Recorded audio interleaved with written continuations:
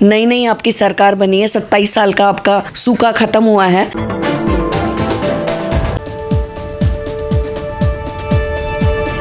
आखिर क्यों भाजपा पे लग रहे हैं ऐसे आरोप?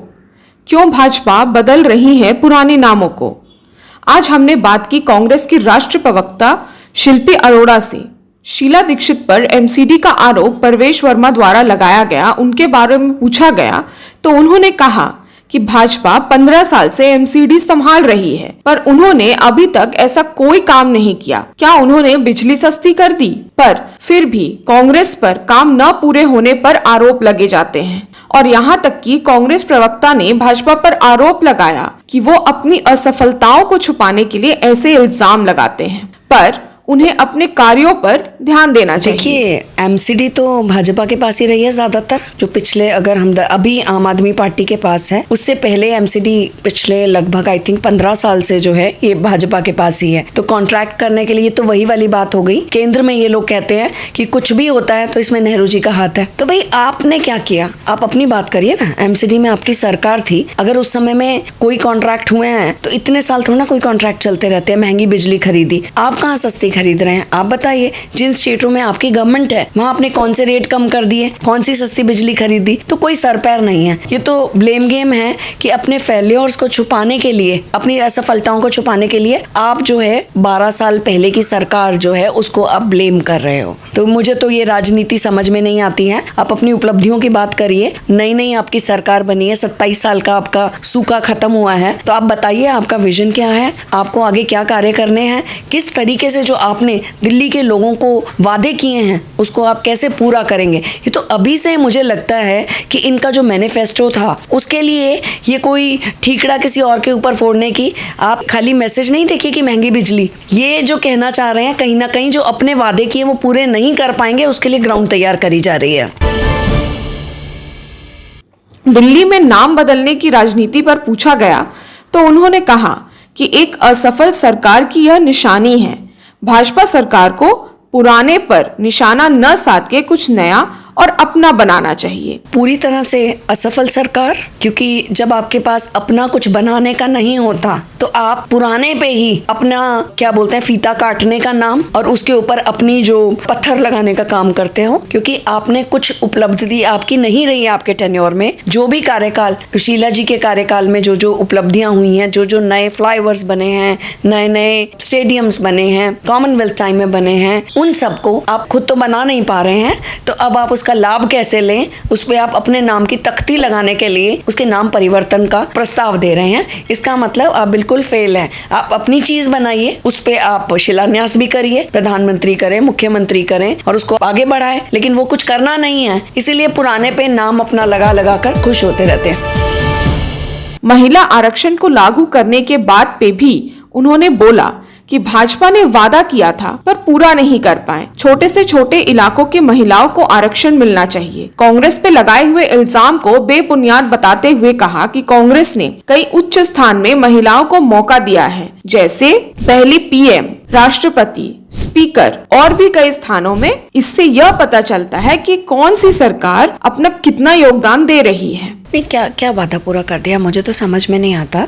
क्या महिला आरक्षण लागू हो गया है? 33% महिलाएं क्या जीत कर लोकसभा, राज्यसभा, विधानसभा में पहुंच गई हैं? वो तो आया नहीं है ना। फायदा क्या उसको? तो महिलाएं जो अपने बलबूते पे सामने पुरुषों को हराकर जो आती हैं, चाहे वो रेखा गुप्ता जैसी विधायक हो जो जीत के आई हैं, वो तो अपने बलबूते पे आ रही हैं ना। बाकी महिलाएं जो कि एक रिमोट एरिया में हैं, उनको मौके कैसे मिलेंगे? उनको भी मौके तभी मिलेंगे जो आपने महिला आरक्षण बिल पास किया है, जिसको नारी वंदन अधिनियम का नाम दिया है, उसको आप लागू करिए। महिलाएं बराबर लड़े, चुनाव लड़ें और जीत कर आए, तभी महिला के लिए कोई सशक्तिकरण हो सकता है। यही तो फर्क है कांग्रेस और भाजपा में। हम कहते हैं हमने देश की पहली प्रधानमंत्री दी, हम कहते हैं हमने देश की पहली राष्ट्रपति दी, हमने देश की पहली स्पीकर दी, हमने 3 टर्म की दिल्ली को मुख्यमंत्री दी, और ये कह रहे हैं हम सिक्योरिटी में ले आए। तो इसी से आप समझिए कि वो एक सिक्योरिटी में किसी महिला को जो पूरा प्रशिक्षण लेकर पढ़ाई करके कंपटीशन जीत के आई है उसका श्रेय ले रहे हैं,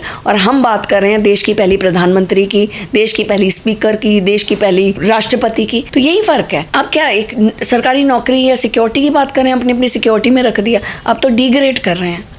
हम मांग रहे हैं हमें मुख्यमंत्री दीजिए, हमें प्रधानमंत्री दीजिए, हमें विधायक दीजिए, हमें सांसद दीजिए, और आप बात करें हमने सिक्योरिटी दे दी। ये तो वही वाली बात हो गई कि भैया जोमेटो से लोगों को नौकरियां मिल रही है ना, रोजगार। आप सरकारी नौकरियां जो खाली पड़ी हैं उसका तो रिक्त पद भर नहीं पा रहे हो, और आप बात कर रहे हो कि हमने तो जी जोमेटो में लड़के कर रहे हैं ना, तो ये तो कोई रोजगार नहीं हुआ ना। फिर तो वही पकोड़े बनाने वाली बात हो गई है कि भैया पकोड़े बनाने वाले भी तो रोजगार ही दे रहे हैं ना।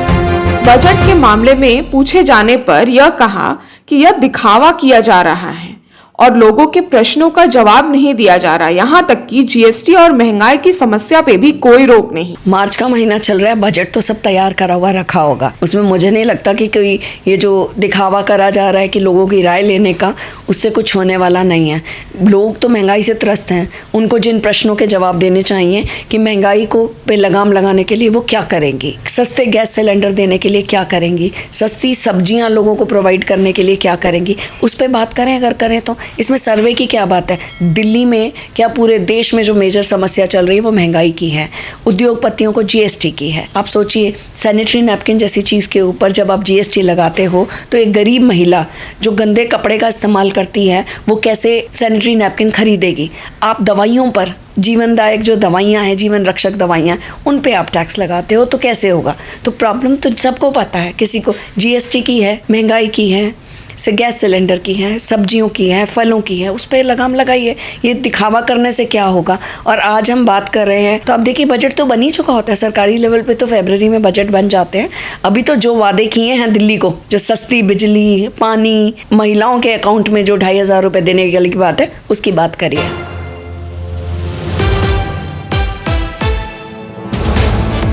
कांग्रेस के कोर वोटर के लुप्त हो जाने के बारे में उन्होंने कहा कि काफी नए लोगों को मौका मिला है, युवा वर्ग के नेताओं को मौका दिया जाएगा कांग्रेस में जुड़ने के लिए। जैसा हमारे यहाँ कांग्रेस में हमेशा कल्चर है, विधायक दल का नेता चुना जाता है और वो लोग तय करते हैं। लेकिन आपके मुंह में घी शक्कर, बहुत अच्छी बात है कि बिहार में हम लोग बहुमत से आए और अपनी सरकार बनाने की स्थिति में आए। फिर जो भी विधायक दल तय करेगा और जो नाम भेजा जाएगा उस प्रस्ताव पे हमारी जो CWC और ऑल इंडिया कांग्रेस कमेटी उस पर निर्णय लेगी। नहीं, ऐसा नहीं है। राहुल जी के नेतृत्व में बहुत नए नेताओं को मौका मिल रहा है। आपने खुद कन्हैया कुमार वाली बात करी, तो आप खुद देखिए कि नए नए लोगों को आगे लाया जा रहा है एक पार्टी में, क्योंकि ज़्यादातर हमारे वोटर की बात करें तो युवा वर्ग है जो वोट देता है, तो उनको ज़्यादा से ज़्यादा जोड़ने के लिए पार्टी की विचारधारा से राहुल जी खुद संघर्ष कर रहे हैं। इतनी बड़ी उन्होंने भारत जोड़ो यात्रा करी, 2 बारी करी, और इतने हज़ारों किलोमीटर का सफ़र पैदल कवर किया, तो एक संदेश देने का प्रयास है। बिल्कुल, आप सत्ता से जब बाहर होते हो तो कहीं ना कहीं कार्यकर्ताओं में निराशा होती है और उस वजह से लोग कहीं ना कहीं वोट में कन्वर्ट नहीं हो पाते। लोग जीतने वाली पार्टी जो लगता है कि ये कैंडिडेट जीत रहा है उसमें, तो दिल्ली तो एक अलग एग्जाम्पल है। लेकिन यस, हम लोगों को वोट शेयर बढ़ाने की ज़रूरत है और हम लोगों को ग्रास रूट लेवल पे जो चुनाव प्रबंधन की टेक्निक्स होती हैं उसमें मास्टरी करने की ज़रूरत है। लेकिन अनफॉर्चुनेटली हमारे जो विरोधी दल हैं वो ईडी को, सीबीआई को और सब चीज़ों को यूज़ कर रहे हैं, जिसकी वजह से हम लोगों को उतनी सक्सेस नहीं मिल पा रही है। कहीं ना कहीं हमारे नेताओं पे भी आपने खुद देखा, कल बघेल जी के यहाँ भी ईडी की रेड पड़ी थी, तो कहीं ना कहीं उनको हतोत्साहित करने का काम होना है। राहुल जी पार्टी को रिवाइव करने के लिए तमाम तरह के कदम ले रहे हैं। मल्लिकार्जुन खड़गे जी भी लगातार इस मामले में ऑब्जर्व कर रहे हैं। मुझे उम्मीद है आने वाले समय में कांग्रेस का ही भविष्य है। दूसरी ही तरफ जब उनसे पूछा गया कि अतिशी की दिल्ली में चुनाव लड़ने के बयान के बारे में, तो उनका यह कहना था कि राज्य स्तर के चुनाव में अलग विचारधारा होती है, जो भी इंडिया गठबंधन तय करेगी वो सर्वोपरि होगा। अब आगे यह देखना है कि ये इल्जाम भाजपा कैसे मिटाती है और कैसे खुद को सही साबित करती है। नहीं, देखिए, इंडिया गठबंधन लोकसभा चुनावों के समय में पहले बना था इंडिया गठबंधन, और सभी लोगों ने अपनी अपनी उस मामले में जिम्मेदारियां और अपने अपने तय किए थे। जब राज्य लेवल का, राज्य स्तर का चुनाव होता है तो उसमें एक अलग विचारधारा, अलग तरीके से उसको देखा जाता है।